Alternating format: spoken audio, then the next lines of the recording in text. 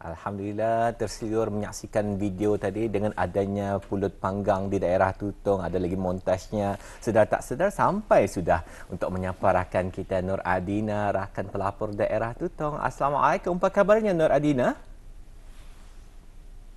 Waalaikumsalam warahmatullahi wabarakatuh. Alhamdulillah, saya dan juga kru yang bertugas pada pagi ini semuanya dalam keadaan yang sihat sejahtera hendaknya. Bagaimana pula dengan Dini dan juga Intan? Apa khabar hari ini? Alhamdulillah ya, kami berdua dalam keadaan yang baik dan juga teruja ni selepas mengetahui mengenai dengan bunga kantang-katang. Kalau Adina sendiri tahu ke Indah bunga kantang-katang yang telah pun dikongsikan oleh rakan kita sebelum ini? Ya, sebelum ini tidak tahu, tapi Alhamdulillah dapatlah sedikit sebanyak antara ilmu pengetahuan pada hari ini ya. Alhamdulillah. Nur Adina ingin bertanya pengalaman Nur Adina bersama dengan jiran. Tadi ada sempat dikongsikan jadi Nur Adina. Saya apa jarak umur antara saya dan Nur Adina memang jauh lah. Memang adik saya lah Nur Adina hanya. Tapi ingin mengetahui adakah masih dipraktikkan pada zaman ini Nur Adina? Kalau saya dulu perhubungan dengan jiran memang cukup rapat. Jadi ada dikongsikan kadang-kadang kicap bawang pun pinjam jiran sebelah. Itu kalau dulu. Kalau sekarang macam mana Nur Adina? Ataupun mungkin ada peristiwa-peristiwa yang lain ataupun aktiviti yang Nur Adina suka lakukan dengan jiran dalam usaha untuk mengakrabkan lagi perhubungan bersama jiran. Mungkin boleh dikongsikan ni Nur Adina. Ya, baik. Kalau saya sendiri, memang jiran tetangga itu merupakan keluarga dekat saya sendirilah. Jadi memang ada peristiwa seperti yang Dini katakan tadi, ada meminjam, bukannya minjam ya, minta cili dan sebagainya. Kerana kalau keluar ke kedai lagi memang memakan masa. Jadi itulah antara peluang kita dia juga, dan alhamdulillah juga jiran itu merupakan keluarga sendiri, jadi tidaklah begitunya orang segan ya. Bolehlah memintanya orang. Tapi kalau kenangan manis sendiri, saya sewaktu kecil memang sukalah berkumpul bersama jiran-jiran ini. Anak jiran lah tuan dikatakan, di mana kami selalu berkumpul di kawasan lapang berhampiran rumah jua untuk melakukan aktiviti bermain basikal di waktu petang. Jadi itu antara yang selalu kami lakukan lah, dan kenangan manis yang tidak dapat dilupakan kerana waktu ini semua sudah pun besar, jadi jarang berjumpa jua kerana sibuk dengan tugasan harian masing-masing. Jadi itulah antara yang mungkin sentiasa dikenang lah sampai bila-bila. Alhamdulillah ya. Jadi Nur Adina suka berbasikal Nur Adina? Itu sewaktu kecil lah. Sewaktu besar ni mungkinnya orang kita ni belum ada peluang untuk bermain basikal kerana sibuk dengan kerja, tidak ada masa, dan selalunya kalau aktiviti yang biasa dilakukan ni adalah aktiviti yang tidak memerlukan peralatan seperti berjoging dan sebagainya. Betul. Kalau berbasikal masa ni Nur Adina yang berapa roda Nur Adina? Mungkin 3 roda kan ya, memerlukan bantuan masih. Betul lah kan, kalau lama dah bermain kan. Macam saya sendiri lama sudah nak berbasikal. Mudahannya masih ingat cara berbasikal. Itulah ya, kalau lama-lama sudah batas sudah berbasikal, kita takut indah stabil atau balance ya. Apa sangat menarik perkongsian yang telah dikongsikan ya oleh Adina sendiri. Dan saya terkenal juga ni, kalau saya dulu pun bersama dengan jiran, bukan jiran lah, tapi lebih kepada cousin, saudara lah, main make-up. Tapi pakai pasir. Pakai pasir. Tapi itulah ya, sangat menarik lah ya. Itulah mengenai dengan make-up dan juga masak-masak dan sebagainya. Masak-masak tu saya tahu. Memang lucu lah Nur Adina kan, waktu kecil tadi orang mungkin tidak mempunyai akses pada gadget ataupun mainan-mainan yang mungkin ada pada masa ini, tapi pada tadi masa dulu memang cukup kreatif menggunakan bahan-bahan terbuang sebenarnya, bahan-bahan yang ada dijadikan untuk permainan kita ni. Alhamdulillah. Baiklah Nur Adina, apa kata kami berikan ruang pada Nur Adina untuk mengongsikan bahan untuk hari ini daripada daerah Tutong. Silakan Nur Adina. Baik, terima kasih Dini dan juga Intan. Bismillahirrahmanirrahim. Assalamualaikum warahmatullahi wabarakatuh. Selamat pagi dan salam sejahtera. Audio kita bersua pada pagi ini menerusi lintas langsung dari daerah Tutong untuk edisinya pada hari Sabtu 5 Julai 2025. Jadi audio sebagai makluman bersama juga untuk hari ini, di mana cuaca di sekitar daerah Tutong alhamdulillah cerah dan juga mengizinkan pada pagi ini. Jadi diharapkan semoga apapun perancangan audio akan dipermudahkan dan juga akan dapat berjalan dengan lancar. Pada terlebih dahulu dalam pertemuan kita kali ini akan dikongsikannya beberapa info semasa mengenai antara acara yang akan berlangsung di daerah Tutong. di mana pada hari Ahad 6 Julai 2025 akan diadakan Hari Keluarga Persatuan Kampung Lubuk Pulau Tutong PEKLAB 2025 yang akan diadakan di Balai Raya Kampung Lubuk Pulau, daerah Tutong. Dan insyaAllah akan bermula pada jam 7 pagi hingga selesai, di mana bagi anda yang akan berkunjung ke Hari Keluarga ini dialulukan untuk datang membawa potluck sendiri dan membawa kemah sendiri, di mana akan ada pertandingan kemah yang tercantik di mana akan mendapat hadiah di Hari Keluarga ini nanti. Jadi anda boleh datang beramai-ramai bagi memeriahkan lagi Hari Keluarga yang akan diadakan di Balai Raya Kampung Lubuk Pulau, daerah Tutong. Dan seterusnya pada esok juga hari Ahad 6 Julai akan diadakan acara perlumbaan basikal Trio Fun Race 2025. Anjuran tim basikal 430 Bukit Ambok yang akan diadakan di kawasan persekitaran Bukit Ambok, daerah Tutong ya. Dan makluman yang seterusnya pada hari Ahad 6 Julai 2025 akan diadakan acara Gosket Day, acara belia yang akan diadakan di Tamu Serembangun ini, insyaAllah bermula pada jam 4.30 petang. Dan untuk makluman yang seterusnya juga pada hari Ahad 6 Julai 2025 akan diadakan majlis membaca surah Ar-Rahman dan Al-Waqiah serta penyerahan surat-surat lantikan Ahli Jawatan Kuasa Takmir Masjid Kampung Kriam bagi sesi 2025 hingga 2027 yang akan mengambil tempat di Masjid Kampung Kriam, daerah Tutong, dan insyaAllah akan bermula pada jam 6.20 petang. Dan itulah antara makluman yang dapat kami kongsikan untuk hari ini, dan seterusnya kita akan ikuti bahan visual yang telah pun disediakan. Jadi mari kita saksikan bersama.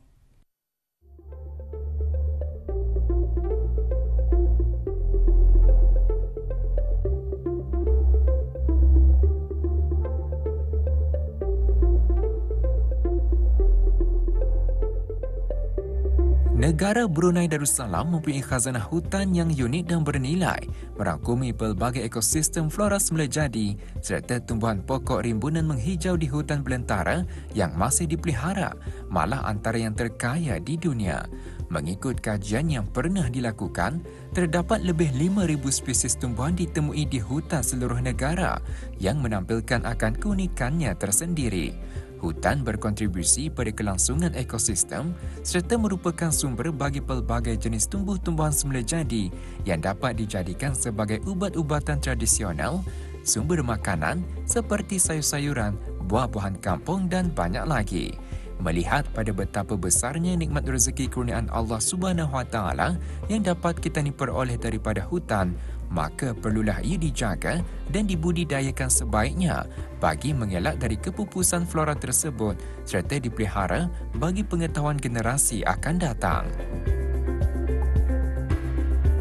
Dalam usaha untuk mengenalkan antara tumbuh-tumbuhan semula jadi yang dapat diperoleh di hutan sekaligus dapat dimanfaatkan dalam kehidupan, pihak Ekoponis Garden Tutong telah menganjurkan program eksplorasi alam mengenali herba dan tumbuhan tempatan bersempena dengan Minggu Gastronomi Brunei 2025.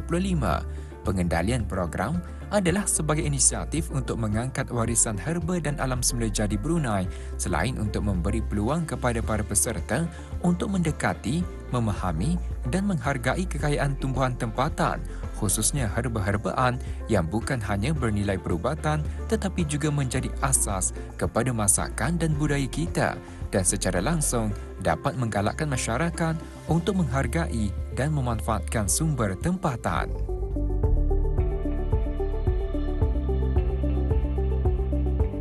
Pengenalan pada tumbuhan herba-herbaan adalah penting sebagai warisan orang-orang Kitani kerana tumbuhan semula jadi tersebut sering digunakan atas tujuan perubatan tradisional dan ia juga merupakan amalan perubatan yang dipusakai turun-temurun dari satu generasi ke generasi lain. Antara tumbuhan herba yang dikongsikan pada program tersebut adalah seperti daun gaharu. Ia bermanfaat untuk memulihkan tenaga iaitu dengan dikeringkan daunnya terlebih dahulu dan kemudian dijadikan sebagai daun teh. Ini pula daun balik angin. Air rebusan daripada daun tersebut digunakan untuk mandian bagi membuang angin dalam badan.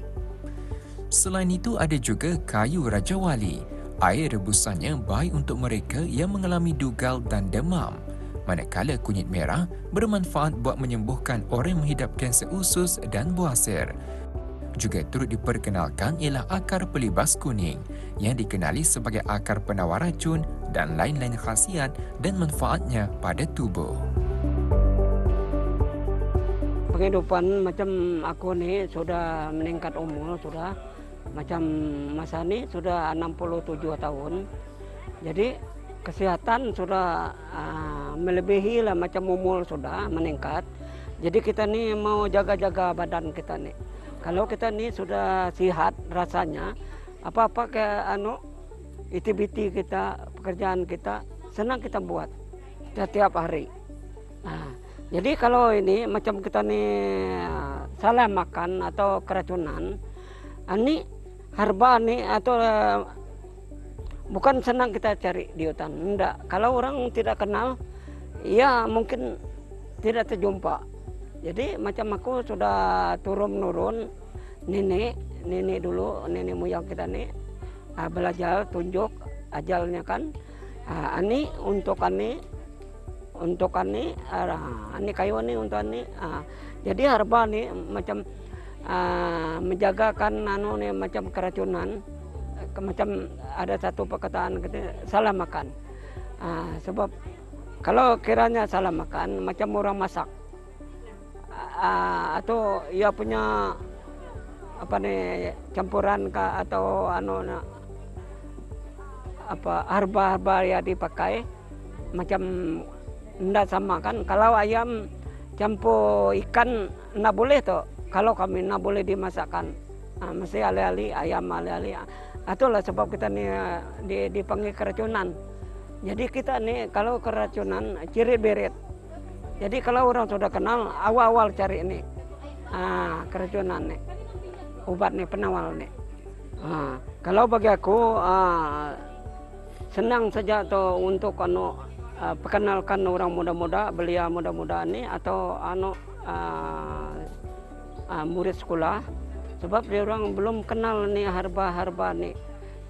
Sebab kalau kita nih sudah macam aku nih sudah meningkat umur, nanti terputus nada perkenalkan nih habar-habar nih. Jadi kasih memanjanglah biar orang belia-belia nih tahu nih sejenis obatan-obatan yang kita nih di hutan. Antara lain pengisian program adalah eksplorasi herba dan lawatan ke kebun, yang mana para peserta diberi penjelasan mengenai herba-herba kampung dan tumbuhan tempatan. Selain para peserta juga berpeluang untuk bertanya secara langsung kepada komuniti setempat. Mereka turut diperkenalkan dengan herba-herba yang sering digunakan dalam masakan seperti serai, halia, cekur, bagu, kantan dan sebagainya, yang bukan sahaja menyedapkan makanan tetapi juga memiliki sumber yang menyembuhkan dan menjadikan herba sebagai jambatan antara alam kesihatan dan budaya. Turut diadakan adalah jual-jualan makanan dan minuman dari pengusaha kampung dan promosi produk-produk dari komuniti setempat. Semoga dengan inisiatif yang diungkahkan ini akan dapat menyemai kesedaran terhadap pentingnya melestarikan warisan semula jadi ini yang bukan sahaja bermanfaat untuk kesihatan harian, malah sebagai sumber ekonomi dan legasi untuk generasi akan datang.